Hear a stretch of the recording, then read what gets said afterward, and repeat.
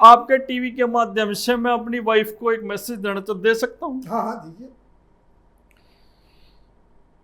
इतने दिन से मैं उससे मिला नहीं हूँ, मेरे अंदर बहुत सारे अरमान जागे, मैं अपने अंदर का जावेद अख्तर जगा करके कुछ लिखा थोड़ा बहुत, तो वो आपके टीवी के माध्यम से बताना चाह रहा हूँ कि मैं कहते आजा बीबी तेरी याद में होली टीवी, मैं खीर समझ के खा लूंगा तेरी जूती भी तेरी गाड़ी भी, मैं कहते आजा बीबी तेरी याद में होली टीवी।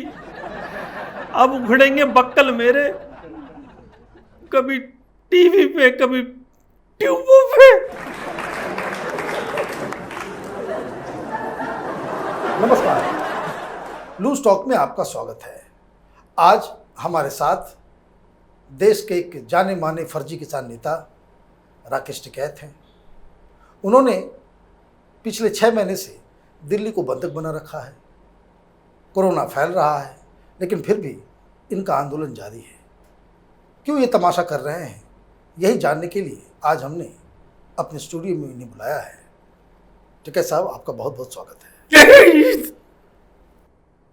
रो क्यों रहे हैं?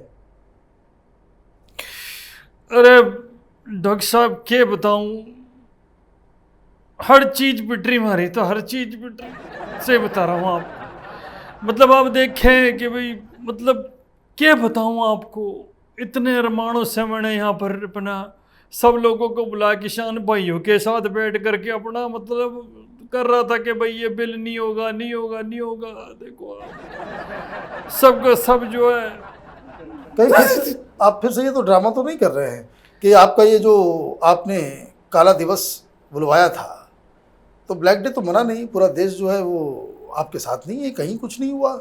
आपके गांव में भी किसी ने ब्लैक डे नहीं मनाया, गाजीपुर में आपके पास कोई लोग भी नहीं थे, तो फ्लॉप होने के बाद फिर से आंसू बहाने का ड्रामा आपने शुरू कर दिया।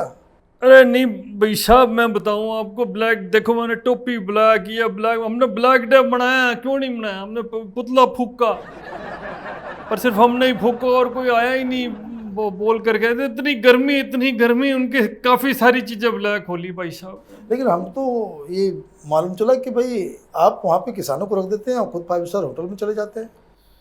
एक बात देखिए भाई साहब, आप तो बताएंगे कि भाई जो राजा होता है वो ये नहीं कि भाई फ्रंट पे खुद लड़ने पहुंच जाए, हम तो फिर भी पहुंचे बाचे वहाँ पे हुए हैं। अब एक बात बताओ ना कि मतलब अगर आरतियों से बात करेंगे तो खुलने में तो कर ना सकते भाई, किसका पीसा आ रहा है किसका नहीं आ रहा है, कौन हमसे जुड़ रहा है कौन नहीं जुड़ रहा है, भाई साहब आप तो बताए कि नहीं करे के क्या करे बताओ। ना तो पीछा आ रहा है, ना मोदी जी के यहाँ से कोई आ रहा है, ना कोई अमित शाह का कोई वो है, कुछ हो ही नहीं रहा। अब क्या करें हम? तो भाई सरकार आपसे क्यों सुनेगी? जब आप केजरीवाल, ममता बनर्जी, सोनिया गांधी के लिए बैटिंग करेंगे, ये सारा आंदोलन करेंगे, तो सरकार आपकी बात क्यों सुनेगी? मुझे एक बात बताइए। देखिए मैं आपको बताने लग रहा हूँ, देखिए कि भाई हम लोग यहाँ पे आके बैठे, ठीक है, हमें लगा चलो भाई कोई बात नहीं, ले देख करके कोई बात हो जाएगी और मामला जो है सड़क जाएगा, लेकिन सलट के तो उलझता जा रहा। आज देखें मतलब फरवरी से हम बैठे यहाँ पर, देखिए कितना दिक्कत हो रही है और क्यों नहीं सुलझेगा आप बताएं।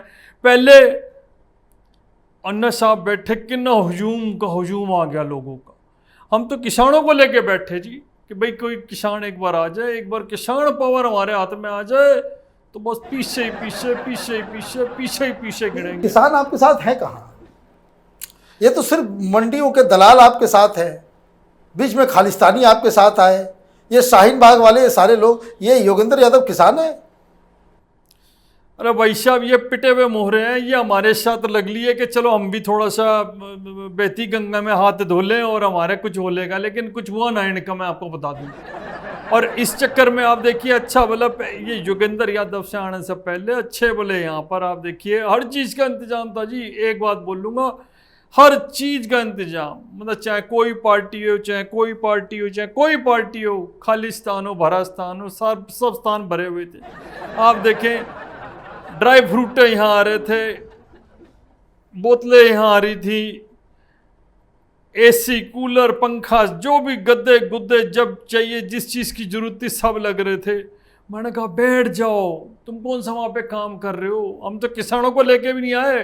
कई बार आप देखोगे ना तो थोड़े और लोग आए हुए थे और इसी वजह से करके आए हुए थे कि भाई साहब अगर यहाँ पे उनकी बातें बन जाए तो फिर वो दूसरा मुद्दा लाए, फिर तीसरा लाए, फिर चौथा लाए, फिर पांचवा लाए और उसमें कुछ अपने भी आप समझ रहे हो बढ़ जाए। अब ये मुझे बताइए जी कि आप बंगाल क्यों चले गए थे?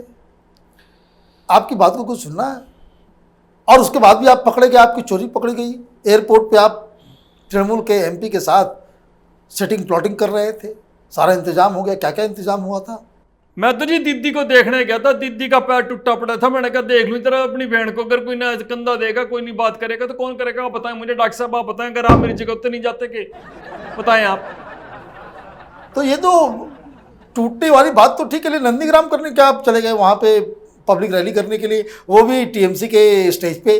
अब देखें भाई वहां पर एक आदमी जब गया है, मैंने कहा चलो लगा थी दीदी को ये थोड़ी सांत्वना भी मिल जाएगी और मेरे को थोड़ा यह भी पता लग जाएगा कि दीदी हमारे साथ भी है कि नहीं है, कल को हमारे को जरूरत पड़ी तो दीदी तो आ ले यहाँ पे।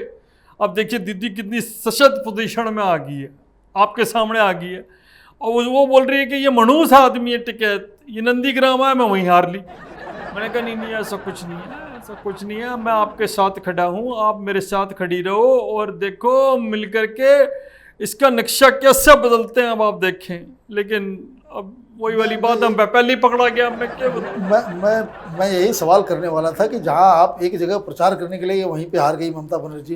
खैर, खबर आई है कि ये जो दिल्ली पुलिस ने चार्जशीट किया है उसमें एक खुलासा ये हुआ है कि भाई आप ये जो किसान प्रदर्शन चल रहा था, आपकी प्लानिंग ये थी, योजना ये थी कि लाल किले के ऊपर ही जो है आप कब्जा कर लें।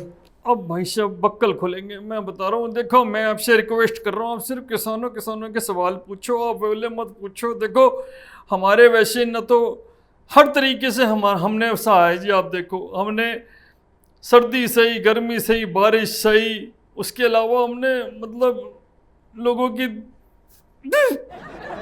गालियाँ तक सही हैं। मैं आपको क्या बताऊँ, मतलब मुझे तो किसान भाई खुद कह के चले गए तुम तो अपना फ़ायदा देख रहे हो। अरे मैंने कहा तुम्हारे लिए तो बैठा हूँ यहाँ पे, मैंने कहा हमारे साथ बैठो बक्कल उधड़ के रख देंगे। लेकिन अब जब आपके पास खबर आ गई तो बक्कल तो हमारे उधड़ेंगे, और वो इंसान जब पाकिस्तानियों के बक्कल उधेड़ सकता तो यहाँ वालों के तो क्या हाल करेगा। अब देखो मेरे को तो रोड़ा आ रहा है भाई साहब। मुझे एक बात बताइए कि जब 26 तारीख को ही आपने सारा कुकर्म करवा दिया, लाल किले पे तिरंगे का अपमान कर दिया, लाल किले के प्राचीर को अपवित्र कर दिया, उसके बाद आपने गाजीपुर आकर के रोने का ड्रामा क्यों किया था? देखिए मैं आपको बताना योगी जी से डर था? किससे? योगी जी से। देखिए जी मैं तो पैदा होने के बाद अगर किसी से डरा हूं ना, 3 लोग हैं जिंदगी में, एक मिस्टर योगी, एक मिस्टर शाह और तीसरे मिस्टर मोदी। मैं बता रहा हूँ इतना डर लगता है, इतना डर लगता है। मैंने कहा जितने मैं खींच सकता हूँ ना पीछे मैं उतने खींच लूँ। आप देखिए जी आदमी, बच्चे मेरे आउट ऑफ इंडिया पढ़ रहे हैं, खर्चे उनके हैं जी, मैं तो उनके लिए कमाता हूँ। मेरे पास तो आप देखो 80 करोड़ की प्रॉपर्टी, 80 करोड़ से आजकल होता क्या है आप बताएं? कुछ नहीं होता जी। मैंने कहा चलो देखूं कुछ किसान भाइयों का भला हो जाए, कुछ मेरा भला हो जाए, थोड़ा बहुत, ज़्यादा नहीं जी, और कुछ जो है हमारे साथ जो एडजॉइनिंग पार्टी के जो बंदे हैं उनका भी भला हो जाए। इन पर बीजेपी के अलावा कोई सी ऐसी पार्टी नहीं है जिसने हमारी तरफ प्यार ना फेंका हो, जिसने हमारे को सपोर्ट ना की हो। केजरीवाल वो बोल रहा कि भाई मैं आपको, अगर योगी जी नहीं दे रहे बिजली पानी मैं दूंगा। बाबा हमारा मतलब वो पप्पू नहीं राहुल बाबा, वो हमसे बोला कि भाई साहब जिनने पीछे अच्छी आप बताओ हमारे को कितने अच्छी आपको। और जो पार्टियां मतलब वो यहाँ वाले यूपी वाले जो पहले वाले थे अपने सॉफ्ट सिंह, मुलायम सिंह जी, वो सब ने यहाँ पर अपना अपना हमारे को सपोर्ट दिखाया। तो हमारे को भी हिम्मत आई कि नहीं हम भी कुछ कर सकते हैं, हम भी कुछ पीछे कमा सकते हैं, हम भी कुछ नाम कमा सकते हैं, हम भी कुछ यहाँ पर राजनीति के अंदर अपना कुछ पैंट बना सकते हैं। लेकिन या तो पैंट क्या बन रही है, हमारी पैंट खुल रही है और तो क्या हो रहा है। अब मुझे बताइए, आज तो पैंट तो खुल ही रही है, क्योंकि खबर ये आई है कि जो किसान संयुक्त मोर्चा है जो उधर टिकारी सिंगू बॉर्डर पे बैठा हुआ है, वहाँ पे जो वामपंथी और अलग अलग पंजाब के जो किसान यूनियन है उन्होंने आपको एक तरह से इग्नोर कर दिया है।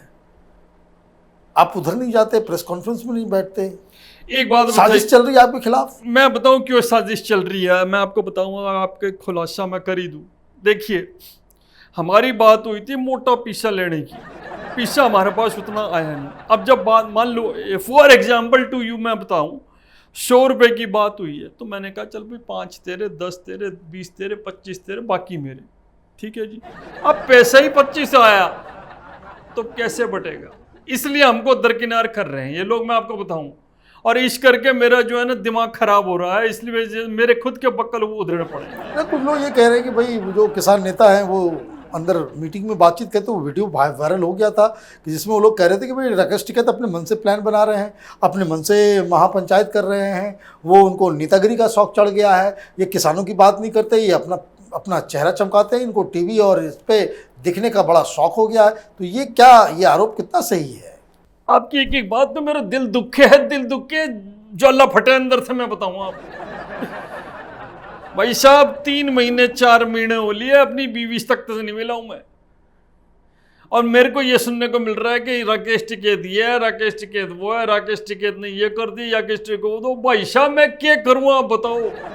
भाई हमें तो था कि 15 दिन के अंदर ही फैसला हो जाएगा, ज़्यादा महीना 1.5 महीना। बंदे ने मतलब हमारी तरफ तो देखा ही नहीं, मिस्टर मोदी यहाँ देखा ही नहीं कि भाई साहब कोई पड़ा है यहाँ पर, कोई जानवर सा कोई पड़ा है यहाँ पे। मतलब ये भी नहीं कि एक बार योगी भी आकर के देख जाए कि भाई साहब देख कैसे पड़े हैं यहाँ पे, NH-24 के पास में, गाजीपुर के पास में, कीकली बॉर्डर, फलाने बॉर्डर, सब पे हमने करे, लेकिन उसका एक मुझे तो आपको एक नया नाम देने का मन कर रहा है। गाली मत देना, गाली नहीं दे रहा हूँ, हम असभ्य भाषा का इस्तेमाल नहीं करते हैं। जी बिल्कुल। आपका नाम होना चाहिए राकेश फ्लॉप टिकैत। आप ये बताइए कितनी बार आपने भारत बंद का आह्वान किया, कितनी बार आपने रेल रोको कहा, कितनी बार आपने चक्का जाम, कितनी बार आपने पता नहीं क्या क्या घोषणाएं आप करते रहे, अभी लेटेस्ट ब्लैक डे मनाने का, ये एक भी सक्सेसफुल क्यों नहीं हुआ? ये हर बार ये क्यों फेल हो गया? सिर्फ हुड़दंग जो है एक दिन जो है आप लोगों ने दिल्ली में घुस करके वो तमाशा किया जिसके ऊपर आप लोगों को डंडे पड़ रहे हैं। अब दिल्ली पुलिस जो है आपको तलाश रही है। मैं आपको क्या बताऊं भाई साहब, अब तो मुझे ना कुछ चीज़ों से तो इतनी नफरत हो गई। एक तो मुझे ट्रैक्टर से नफरत होगी, मैं बताऊंगा। मैं देखता हूँ ना वो मेरे को चिढ़ा रहा होता है, कर ले अब कर ले, अब ये कर ले। और दूसरी बात ये मैं आपको बताने लग रहा हूँ कि एक बात देखिए, एक जो पीढ़ी होती है ना उसको खपना पड़ता है भाई साहब। देखिए फिरोज खान वाली जो पूरी पीढ़ी है वो खपी, तब जाकर के ये अपना बाकी के जो है ये रजीब और ये राहुल और ये सब आए, है ना। अब अगर हमारी नहीं खपेगी तो हमारे आगे वाली जो पुश्ते हैं उनके लिए कैसे तरीके से दरवाजे खोलेंगे? तो कम से कम दिखा तो सकता है कि देखो भाई हमारे पापा के पापा जो थे उन्होंने इतनी यहाँ पर घिसाई, इतनी यहाँ पर बैठे, इतने यहाँ पर पीछे कमाए और इतने यहाँ पर उन्होंने डंडे खाए, उसके बाद जाकर के वो हमारे लिए कुछ कर पाए हैं। अरे मुझे तो और किसी से का मतलब ना है, मतलब तो है, मतलब देखिए वो अपना किसान भाइयों से थोड़ा मतलब तो है, पर मैं किसान एकता को साथ में लेकर के चलते हुए अपने लिए भी कुछ करना चाहता हूँ। ये मैं आपके टीवी के माध्यम से बताना चाहता हूँ। अभी बताइए यूपी में चुनाव होने वाले हैं। जी जी। तो कहाँ से चुनाव लड़ेंगे?